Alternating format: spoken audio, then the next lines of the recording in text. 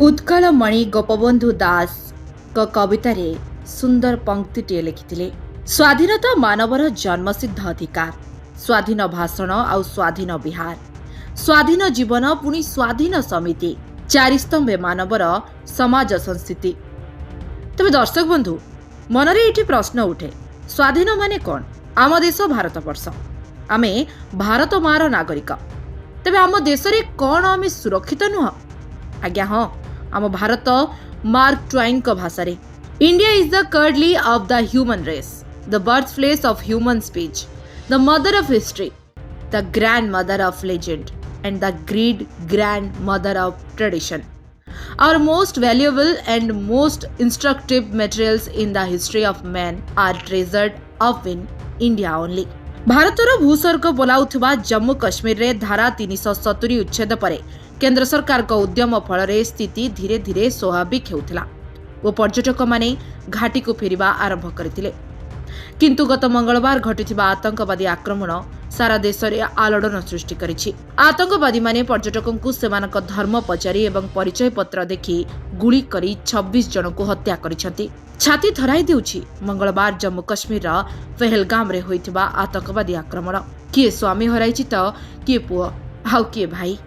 मिलिथिबा सूचना मुताबक मंगलवार सकाळे पर्यटकंकर एक दल बुलिबाकु जाइथिबा बेले बैसारन रे एही आक्रमण होइथिला।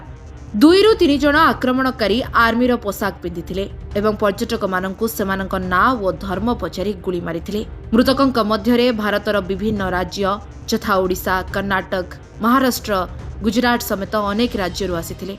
ए आक्रमण रे 25 जन भारतीय नागरिक एवं जने नेपाली नागरिक प्राण हराइथिबा बेले अनेक आहत अछंती। ए अमानुषिक आक्रमण को रूस राष्ट्रपति व्लादिमिर पुतिन और अमेरिकार राष्ट्रपति डोनाल्ड ट्रम्प समेत अनेक राष्ट्र निंदा करथिले मध्य पड़ोसी राष्ट्र पाकिस्तान एवं चीन कौनसी प्रतिक्रिया प्रकाश करिनाहांती।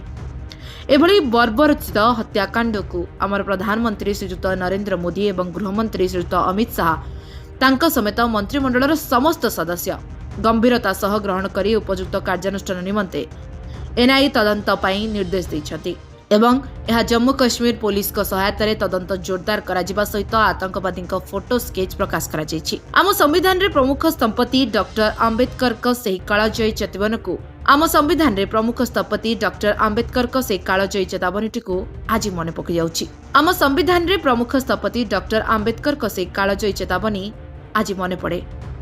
Justice as a value, social, economic and political as enshrined in our constitution is based on the basic citizenship values and recognition of the fact that unless justice in all situations is assured, exploitation of men by men, which has been the course of society, shall not cease. Pahalgam आतंकवादी आक्रमण रे प्राण हराइथिबा पर्यटकंकु live life Odia परिवार तरफरु अश्रुड़ श्रद्धांजलि। Bureau report, live life Odia.